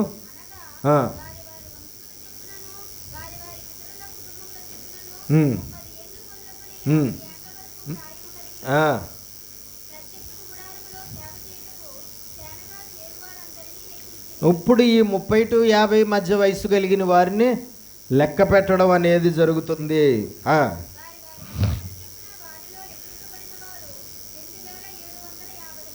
ఎంతమంది వచ్చారు? 2750 మంది వచ్చారు కహాతు వంశంలో.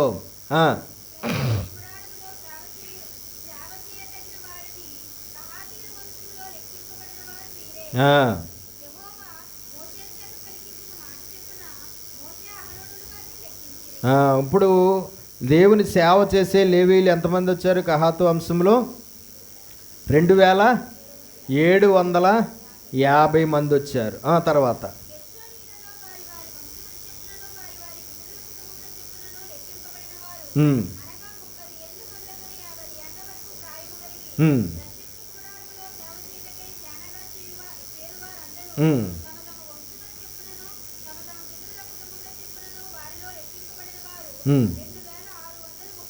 వీళ్ళు ఎంతమంది వచ్చారు? 2630 మంది గెర్షోను వంశంలో వచ్చారు. 30 to 50 సంవత్సరాల వయసు వారు.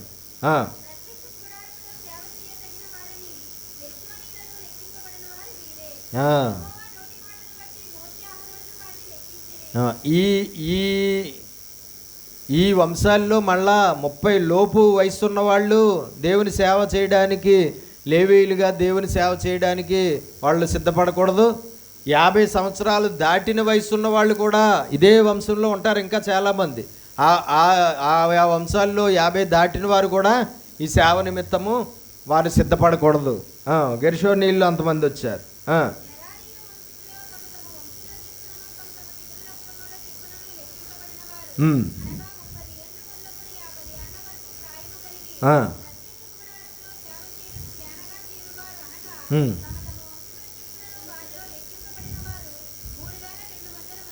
ఎంతమంది అండి? 3200 మంది.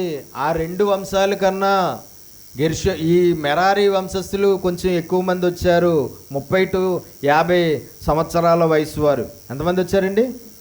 3200 మంది వచ్చారు మెరారీ వంశంలో.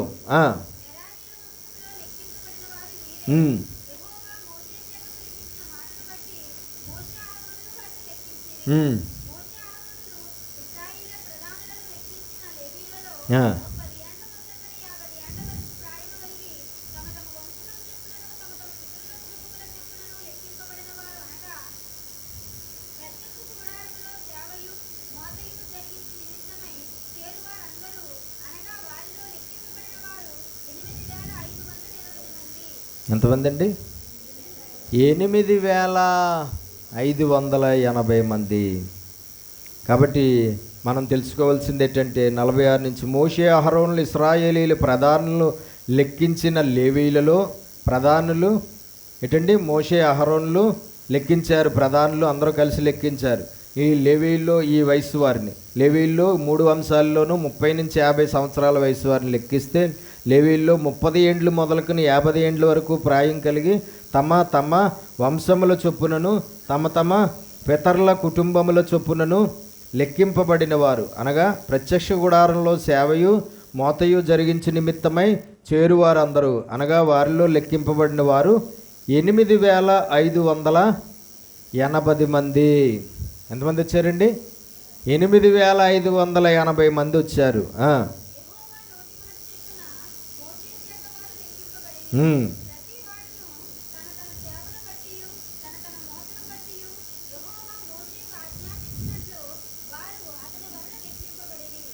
దేవునికి మహిమ కలుగునుగాక.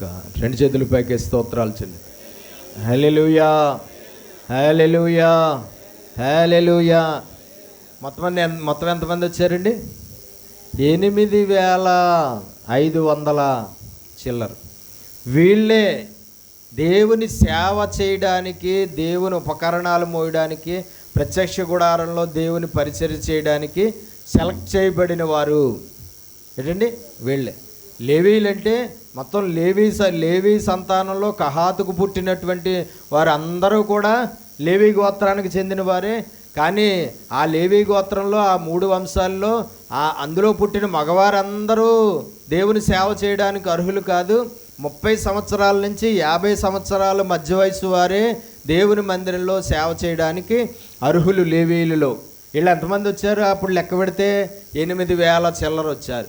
ఈ 8,000 మంది చిల్లర మంది వీళ్ళు మాత్రమే దేవుని సేవలో వాడబడాలి, వీళ్ళు మాత్రమే దేవుని పరిచర్యలో వాడబడాలి, వీళ్ళు మాత్రమే ప్రత్యక్ష గుడారంలో దేవుని సేవ చేయాలి. మోత కర్రలతో వాటి ఉపకరణాలను మోయవలసినటువంటి వారు వీరే. ఈ 30 నుంచి ముందు వయసు ఉన్న వాళ్ళు లేవీల కిందే వస్తారు, కానీ సేవ చేయడానికి వారు అర్హత కలిగిన వారు కాదు. 50 తర్వాత వయసు ఉన్నవారు కూడా ఉన్నారు, వాళ్ళు కూడా సేవ చేయడానికి అర్హత కలిగిన వారు కాదు. కాబట్టి వీళ్ళే దేవుని సేవలో వాడబడ్డానికి దేవుడి చేత ఆనాడు నిర్ణయించబడినటువంటి వారుగా ఉన్నారు. దేవునికి స్తోత్రం కలుగునుగాక. హల్లెలూయా, హల్లెలూయా. కాబట్టి మనం తెలుసుకోవాల్సింది ఏంటంటే దేవుడు వారిని ఏర్పాటు చేసుకున్నాడు. దేవుడు వారికి ఒక నిర్దిష్టత వయస్సును నియమించడం జరిగింది. దేవుడు వారి 3 వంశాల్లోనూ ఎవరెవరు ఏ పనులు చెయ్యాలో కూడా చెప్పాడు. ఎవరెవరు ఏ సామాన్లు కాపాడాలో, ఏ ఉపకరణాలు మోయాలో కూడా దేవుడు వారికి చెప్పడం జరిగింది. ఇప్పుడు ఈ 3 వంశాల్లోనూ ఈ 8,000 మంది కూడా వారికి ఏ పని, వారి నాయకులు ఎలియాజరు ఏది చెప్తే అదే కహాతీలు చేయాలి, ఈతామారు ఏది చెప్తే అదే ఎవరు చేయాలి? మెరారీ వంశస్థులు, గెర్షోను వంశస్థులు చెయ్యాలి. వాళ్ళిద్దరి మాట కాదని వీళ్ళు సొంతంగా ఏది చేయడానికి వీల్లేదు. ఒకవేళ వీళ్ళు ఏది కూడా డైరెక్ట్గా వస్తువులు ముట్టుకోవడానికి వీల్లేదు. మోతకర్రలతో వాటిని మోయడం తప్ప డైరెక్ట్గా ఆ పవిత్రమైన ప్రతిష్ఠితమైన ఉపకరణాలను వేటిని కూడా డైరెక్ట్గా వీళ్ళు కూడా తాకడానికి వీలు లేదు. దేవునికి స్తోత్రం. వాటిని డైరెక్ట్గా తాకడం, వాటిని ప్యాక్ చేయడం అంతా కూడా అహరోను కొడుకులు అయినటువంటి వారు మాత్రమే చెయ్యాలి. ఆ కాలంలో ఆ ప్యాక్ చేసిన వాటిని వీళ్ళందరూ కూడా మొయ్యాలి. మోసుకుంటూ ప్రత్యక్ష గుడారం పైకి ఎత్తబడిన తర్వాత వీటన్నిటిని ప్రత్యక్ష గుడారాన్ని ఇప్పేసి ఈ విధంగా ప్యాక్ చేసేసి వాటిని మోసుకుంటూ వెళ్ళిపోవాలి ప్రయాణంలో. ఎప్పుడు మళ్ళా మేఘం దిగి వస్తే అక్కడ ఆగిపోవాలి. అక్కడ మళ్ళీ వీళ్ళందరూ కలిసి ఆ ప్రత్యక్ష గుడారాన్ని మళ్ళా వేసేయాలి. అక్కడ దేవుడికి ఆరాధనలు జరగాలి, దేవునికి ప్రార్థనలు జరగాలి, దేవునికి బలులు అర్పించడం అది జరగాలి. దేవుని ఇదంతా కూడా ఫస్ట్ ఎక్కడ స్టార్ట్ అయింది? ప్రయాణ కాలంలో స్టార్ట్ అయింది. ఎక్కడ స్టార్ట్ అయిందండి ఈ పద్ధతి? ఎక్కడ స్టార్ట్ అయింది? మందిరం అసలు ఎక్కడ ప్రారంభం? మొట్టమొదటిగా కట్టబడిన మందిరం ప్రత్యక్ష గుడారం. అది ఎప్పుడు కట్టారు? ఏ కాలంలో కట్టారు? ఇశ్రాయేలీలు అరణ్య ప్రయాణ కాలంలో కట్టారు. ఇశ్రాయేలీలు అరణ్య ప్రయాణంలో కట్టారండి, దేవునికి స్తోత్రం.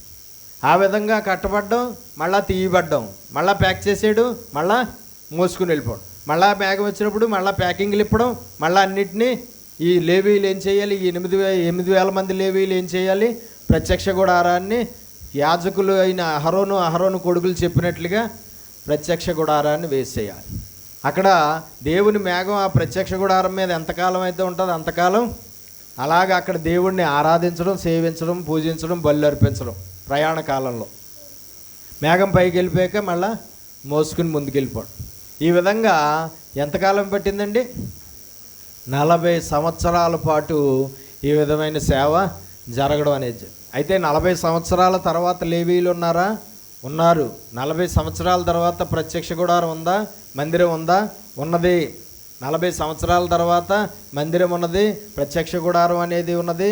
ఆ తర్వాత పర్మనెంట్గా సొలొమోను కాలంలో ఏమైందండి, చాలా పెద్ద మందిరము యెరూషలేములో కట్టబడింది. అప్పుడున్నారా లేవీయులు, యాజకులు? అప్పుడు కూడా ఉన్నారు. లేవీయులు, యాజకులు అప్పుడు కూడా ఉన్నారు. దేవునికి మహిమ కలుగును గాక. హల్లెలూయా. కాబట్టి మనం తెలుసుకోవాల్సింది ఏంటంటే, ఇప్పుడు కూడా దేవుని యొక్క పని చేయడానికి అందరూ ఉన్నారు. ఇప్పుడు చెప్పండి, అసలు ఒక మాట మనం జ్ఞాపకం చేసుకుందాం. ఇప్పుడు దేవుని యొక్క మందిరంలో దేవుని ఉపకరణాలను పట్టుకోవడం, మోయడం, శుభ్రపరచడం, వాటిని క్లీన్ చేయడం, దేవుని మందిరంలో ప్రవేశించడం, దేవుని మందిరంలో పరిచర్య చేయడం, దేవుని మందిరంలో సేవ చేయడం అనే పని ఎవరు చేస్తున్నారు?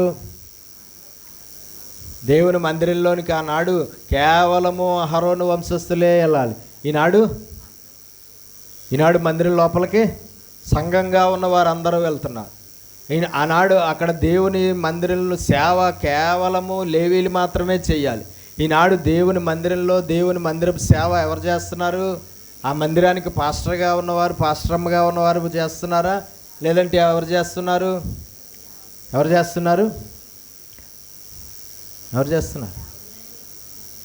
మందిరము లోపల మందిరము పరిచర్య, మందిరము యొక్క ఉపకరణాలను పట్టుకోవడం, మందిరం యొక్క ఉపకరణాలను శుభ్రం చేయడం, మందిరం యొక్క ఉపకరణాలను పవిత్రపరచడం, మందిరం లోపల మందిరాన్ని శుభ్రం చేయడం, ఈ పని అంతా ఎవరు చేస్తున్నారు?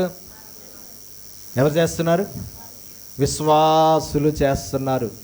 లోపలికి విశ్వాసులు వస్తున్నారు. లోపల సేవ విశ్వాసులు చేస్తున్నారు. లోపల పరిచర్య విశ్వాసులు చేస్తున్నారు. లోపల వస్తువులు విశ్వాసులు పట్టుకుంటున్నారు. లోపల వస్తువులు విశ్వాసులు వాయిస్తున్నారు. ఇప్పుడు ఉంది ఆ ఇన్స్ట్రుమెంట్లు 2 ఉన్నాయి. అవి ప్రతిష్ఠించబడి దేవుని సేవలో, దేవుని మందిరంలో వాటిని వాళ్ళిద్దరు పిల్లలిద్దరూ వాయిస్తున్నారు పట్టుకుని. ఈ మందిరం లోపల ఉన్న కుర్చీలు కూడా ప్రతిష్ఠితమైనవి. ఆ కుర్చీల్లో మీరు హాయిగా కూర్చుని నిద్రపోతున్నారు మందిరంలోకి వచ్చినప్పుడు. ఏంటండి అవునా? ఈ మందిరం లోపలికి ఆనాడు యాజకులు తప్ప ఎవరు రాకూడదు, కానీ ఈనాడు యాజకులు, మేము అందరం కలిసి వస్తాం. దేవునికి స్తోత్రం.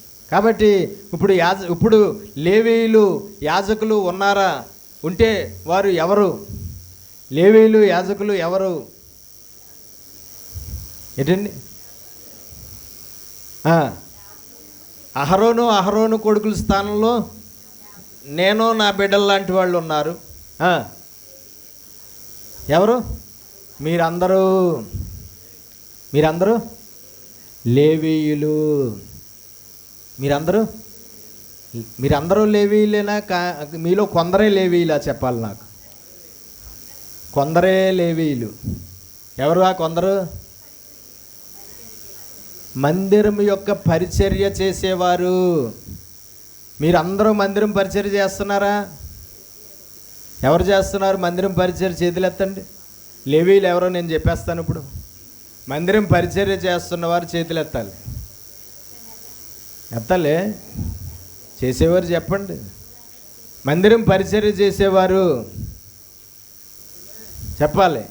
అవి మందిరంలో వంటలు చేసేటప్పుడు వంటలైనా అవ్వచ్చు, లేదంటే ప్రతి నెల మందిరం శుభ్రం శుభ్రమైనా అవ్వచ్చు, ప్రతిరోజు తుడిసేవారు అవ్వచ్చు, లేదంటే ప్రతి ఆదివారం పొద్దున్నే వచ్చి తుడిసేవారు అవ్వచ్చు.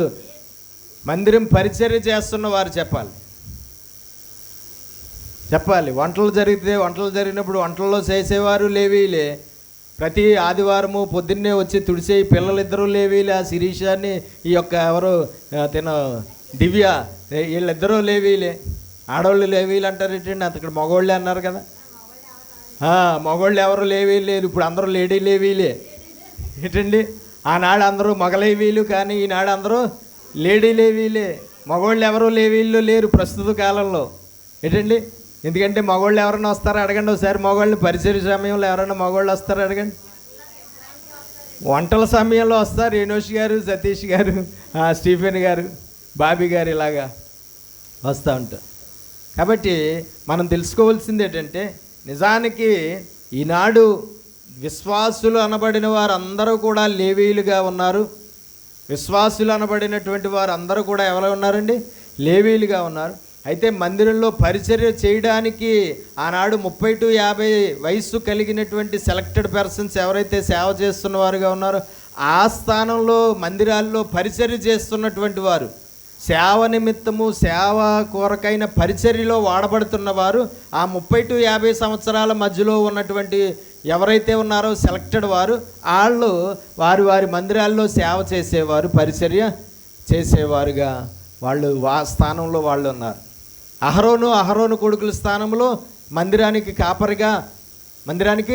కాపరిగా ఉన్నటువంటి ఇప్పుడు ఈ లేవీలుగా ఉన్న మీరు, ఈ లేవీల్లో సెలెక్టెడ్ లేవీలుగా ఉన్న మీరు అందరూ కూడా అహరోను కొడుకులైనటువంటి వారు. అంటే మా స్థానంలో, అంటే మేము ఏ విధంగా దేవుని ఆత్మతో నింపబడి దేవుడి యొక్క దర్శనం ద్వారా దేవుని సేవ పనులు మీకు చెప్తామో, ఆ పనులను ఆ విధంగా మీరు చెయ్యాలి.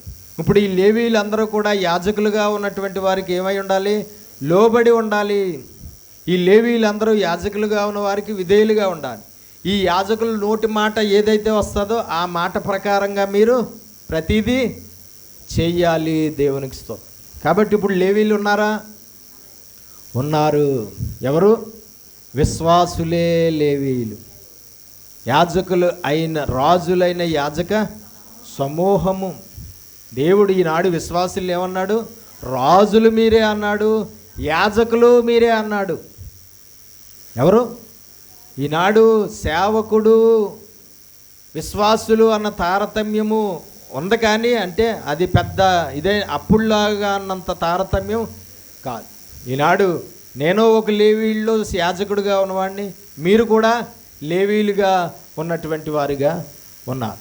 కాబట్టి మనం అందరం కూడా ఏమయ్యాము? ప్రతిష్ఠించబడ్డాం. ప్రతిష్ఠించబడ్డాం. దేనికి? దేవునికి ప్రతిష్ఠించబడ్డాం. దేవుని పని కొరకు ప్రతిష్ఠించబడ్డాం. దేవుణ్ణి సేవించడానికి ప్రతిష్ఠించబడ్డాం. దేవుణ్ణి ప్రకటించడానికి ప్రతిష్ఠించబడ్డాం. చీకట్లో ఉన్న జనులకు ఆయన గుణాతిశయాలను ప్రచురము చేయి నిమిత్తము మనము దేవుడి చేత ఏర్పాటు చేయబడిన వంశంగా ఉన్నాము. ఆనాడు దేవుడు ఏర్పరచుకున్న వంశం ఎవరు? లేవీలు. ఈనాడు ఆ వంశం ఎవరు? మనమే. ఆనాడు ఏర్పరచబడిన వంశమును, రాజులైన యాజక సమూహము, పరిశుద్ధ జనముగా మనమున్నాము. దేవుని పరిశుద్ధ జనముగా మనమున్నాము. దేవుని సొత్తైన ప్రజలుగా మనం ఉన్నాము. రాజులుగా మనం ఉన్నాము. యాజకులుగా మనం ఉన్నాము. కాబట్టి టోటల్ అన్ని డ్యూటీలు కూడా ఇప్పుడు మనమే. కాబట్టి ఆయన్ని ప్రకటించే డ్యూటీ మందే, ఆయన మార్గం ప్రజలకు చూపించే డ్యూటీ మందే, ఆయన మందిరంలో నివసించే డ్యూటీ మందే, ఆయన సేవ పరిచర్య చేసే డ్యూటీ మందే, ఆయన సేవ పరిచర్యలో సహకరించే డ్యూటీ మందే, ఆయన రాజ్యాన్ని కట్టే పని మనదే. ఆయన రాజ్యాన్ని ఇప్పుడు మనం అందరం కలిసి ఏం చేయాలి? కట్టాలి. ఎంతకాలం? మనం భూమి మీద ఉన్నంతకాలం కట్టాలి. అయితే ఆనాడు ఈ లేవీలకు ఒక వయసు ఉంది, 30 నుంచి 50 వయసు ఉంది. ఇప్పుడుందా? ఇప్పుడు ఆ పాప లేవీయుడు. ఇప్పుడు దివ్య ఉంది, శిరీష ఉన్నారు, వాళ్ళిద్దరూ లేవీలు. వాళ్ళ వయసు 30 కాదు, వాళ్ళ వయసు ఎంత? 15, 16, 17 సంవత్సరాల్లో ఉన్నారు. కానీ ఇప్పుడు ప్రస్తుత వాక్య ప్రకారంగా ఈనాడు వాళ్ళిద్దరూ కూడా లేవీలుగా ఉన్నారు. అక్కడ మా వాడు ఉన్నాడు, రోజు కుర్చీలు వేస్తాడు. ఆదివారం సన్నీ ఇవన్నీ వీళ్ళిద్దరూ తుడిసేసి వెళ్ళిపోయిన తర్వాత సన్నీ వచ్చి ఈ కుర్చీలు, ఈ మైకులు ఇవన్నీ సెట్ చేయడం, ఫ్యాన్లన్నీ బిగించడం, ఇవన్నీ సెట్ చేయడం సన్నీ చేస్తాడు. వాడు లేవీడే. వాడి వయసు ఎంత?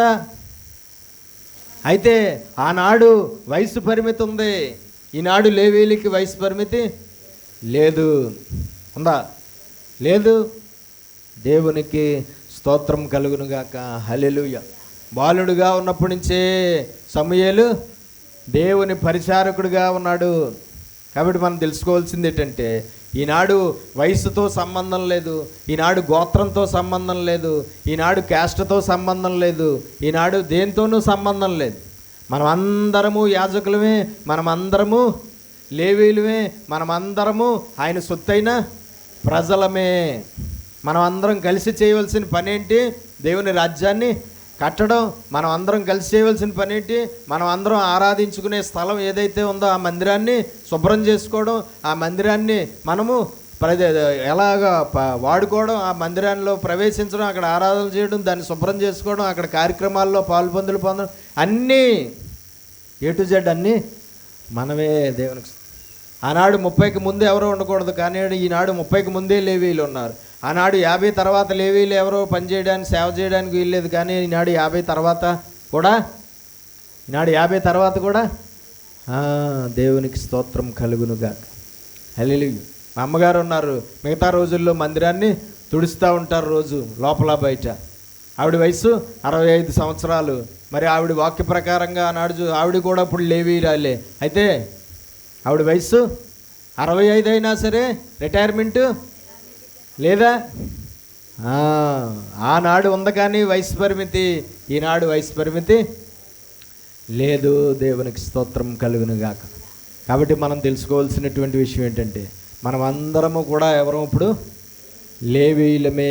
దేవునికి స్తోత్రం కలుగును. ఆనాడు లేవీయులకి స్వాస్థ్యం లేదు, కనాను దేశంలో స్వాస్థ్యం లేదు.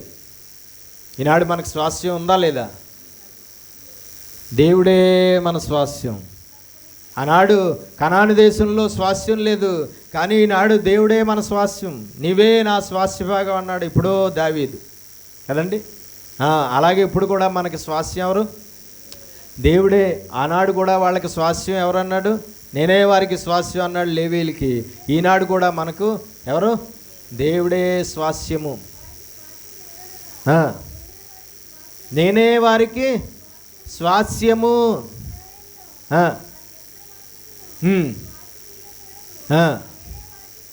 నేనే వారికి స్వాస్థ్యము. ఈరోజు కూడా ఈనాడు లేవీయులుగా ఉన్న మనకు కూడా ఎవరు స్వాస్థ్యం? దేవుడే స్వాస్థ్యం. ఆనాడు కనాను దేశంలో వాళ్ళకి స్వాస్థ్యం లేదు, కానీ ఈనాడు పరలోకంలో మనకి స్వాస్థ్యం ఉంది. పరలోకమే మన స్వాస్థ్యముగా ఉన్నది. పరలోకంలో మనకు స్వాస్థ్యం ఉంది. దేవుడే మనకు స్వాస్థ్యముగా ఉన్నాడు. అంటే ఆనాడు లేవీల కన్నా ఈనాడు లేవీలకే దేవుడిచ్చేవి ఆశీర్వాదాలు, దేవుడిచ్చే దీవెనలు ఎక్కువ. దేవునికి స్తోత్రం కలుగునుగా. కాబట్టి మనం ఇంకా నేర్చుకుందాం లేవీల గురించి వచ్చేవారు. మనం అందరము కూడా లేవీయులమే. లేవీయులు అనబడిన వారు దేవుని పరిచర్యలో ఖచ్చితంగా ఆనాడు ఎవరెవరు ఏ పరిచర్యలో వాడబడాలో ఆనాడు దేవుడు చెప్పాడు. ఈనాడు లేవీయులకి ఎవరెవరు ఏ పరిచర్యలో వాడబడాలో ఏమీ దేవుడు చెప్పలేదు. దేవుడికి ఇష్టమైన దేవునికి పరిచర్యలో ఏ పరిచర్యలో మనము వాడబడినా, ఏ పరిచర్యలో మనం వాడబడినా మనం దేవుని పరిచర్యలే. ఈనాడు మనం లేవీయులు, మనకి ఫలానా పని చేయాలి, ఫలానా పని చేయాలి, ఫలానా పని చేయాలని ఇప్పుడైతే మనకి నియమాలు లేవు. మనం ఏ పని చేయాలనుకుంటే ఆ పని దేవుని సేవలో భాగంగా మనము చెయ్యొచ్చు. కాబట్టి మనం అందరము లేవీయులం. కాబట్టి మనము ఖచ్చితంగా సెలెక్ట్ చేయబడిన లేవీయులుగా ఉందాము. సెలెక్టెడ్ లేవీయులు, దేవుని సేవలో వాడబడిన లేవీయులుగా మనం అందరము కూడా ఉందాము. ఉత్తుత్తి లేవీయులుగా మనం ఉండొద్దు. 30 సంవత్సరాల ముందు వయసు లేవీయులు ఉన్నారు, వాళ్ళు కూడా ఉన్నారు లేవీయులే, కానీ దేవుని సేవ చేయడానికి కుదరదు. 50 సంవత్సరాల తర్వాత వారు ఉన్నారు, వాళ్ళు లేవీయులే, కానీ దేవుని సేవ చేయడానికి కుదరదు. మనం ఆ 30 ఏళ్ళు ముందు సేవకుల గుంపులో లేవీయులుగా ఉండొద్దు, 50 తర్వాత లేవీయుల గుంపులో ఉండొద్దు. మనం ఏ గుంపులో ఉండాలి? మనం అందరం ఖచ్చితంగా ఆనాడు 30 నుంచి 50 సెలెక్టెడ్ సేవ చేసే గుంపు ఏదైతే ఉందో ఆ గుంపుగా ఉండాలి. మనం ఆ గుంపుగా ఉండాలి. సేవ చేసే గుంపుగా ఉండాలి, పరిచర్య చేసే గుంపుగా ఉండాలి, దేవుని రాజ్యాన్ని కట్టే గుంపుగా ఉండాలి. కాబట్టి మనమందరము ఆ గుంపుగా ఉందాము. దేవుని సేవ పరిచర్యలో దేవుని సేవకులుగా, దేవుని యాజకులుగా, దేవీలుగా మనమందరము పరిచర్య చేసి దేవుని రాజ్యాన్ని కట్టి దేవుని ఆశీర్వాదాలు మనం అందరం పొందుకుందాం. అటు దీవెన ఆశీర్వాదం దేవుడు మనందరికీ దయచేయునుగాక. ప్రార్థన చేసుకుందాం. పరిశుద్ధుడా, ప్రేమ కలిగిన మా ప్రియ పరలోకపు తండ్రి, నీ శ్రేష్టమైన ఘనమైన నామమును బట్టి మీకు స్తోత్రాలు. ఈ ఉదయకాల సమయంలో ప్రభువా, ఇదిగో ప్రభువా, ఇంతవరకు నీ మందిర ఆవరణంలో మేము నివసించడానికి మీరు మాకు సహాయం చేసిన విధానాన్ని బట్టి మీకు స్తోత్రాలు. వాతావరణం అనుకూలంగా లేకపోయినా ఇదిగో నీ బిడ్డలందరూ కూడా ఎంతో భయభక్తులు కలిగి, ఎంతో శ్రద్ధాశక్తులు కలిగి నీ సన్నిధికి దేవా వర్షాన్ని కూడా లెక్క చేయకుండా వచ్చి నిన్ను ఆరాధించి పూజించి సేవించి వెళుతుండగా నీ యొక్క పరలోకపు ఆశీర్వాదాలు నీ బిడ్డలకు దయచేయి, నీ పరలోకపు దీవెనలు నీ బిడ్డలకు దయచేయి తండ్రి. నీకు వందనాలు, స్తోత్రాలు, స్తుతులు చెల్లిస్తున్నాం తండ్రి. అయ్యా ఇదిగో ప్రభువా, ఈ సమయంలో ప్రభువా మేమందరము కూడా నాయనా నువ్వు మాకు బోధించిన వాక్యాన్ని విన్నాం తండ్రి. అయ్యా విన్న వాక్యం విని విడిచిపెట్టేవారిగా ఉండి మమ్మల్ని మేము మోసం చేసుకోకుండా విన్న వాక్యాన్ని అనుసరించి జీవించి ఫలించుటకు మాకు సహాయం చేయి. వాక్య ప్రకారమైన బ్రతుకులతో మేము నీకు ఇష్టలుగా మారడానికి సహాయం చేయి. ఈనాడు లేవీలుగా ఉన్న మేమందరము ఆనాడు లేవీ పరిచర్య చేయడానికి సహాయం చేయి. ఆనాడు లేవీలు ఏ పరిచర్య చేశారో, సేవలో ఏ విధంగా నీ సేవకులుగా వాడబడ్డారు, ఏ విధంగా నీ యాజకులుగా వాడబడ్డారు, ఏ విధంగా ప్రతిష్ఠించబడ్డారు, ఏ విధంగా వారు ఏ పనులు చేయడానికి నియమించబడ్డారు, అలాగే మేము కూడా నియమించబడ్డాం, మేము కూడా సెలెక్ట్ చేయబడ్డాం, మేము కూడా ఏర్పాటు చేయబడ్డాం, మేము కూడా ఎన్నుకోబడ్డాం, మేము కూడా లేవీలుగా ఉన్నాం, మేము కూడా యాజకులుగా ఉన్నాం, మేము కూడా నీ పరిచారకులుగా ఉన్నాం తండ్రి. ఆనాడు లేవీ పరిచర్య ఏ విధంగా వారు చేసి ఆశీర్వదించబడ్డారు, అదే విధంగా ఈనాడు లేవీలు అయిన మేము కూడా పరిచర్య చేసి ఆ పరిచారకులుగా ఉండి యాజకులుగా ఉండి అయ్యా నీ ఆశీర్వాదాలు నీ దీవెనలు పొందుకుని నీ పరలోక రాజ్యాన్ని దక్కించుకోవడానికి మాకందరికీ సహాయం చేయమని యేసు పరిశుద్ధ నామమున ప్రార్థన అడిగి వేడుకుంటున్నాం పరమ తండ్రి. ఆమేన్.